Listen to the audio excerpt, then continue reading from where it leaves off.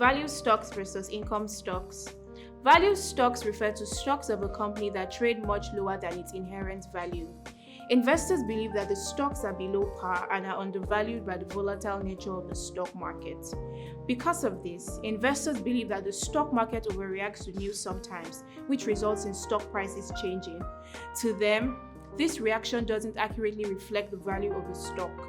Due to this, investors practice what is known as value investing, which is a strategy that allows investors buy a stock with the expectation that it will appreciate over time. On the contrary, income stocks provide a regular income for their investors in form of dividends.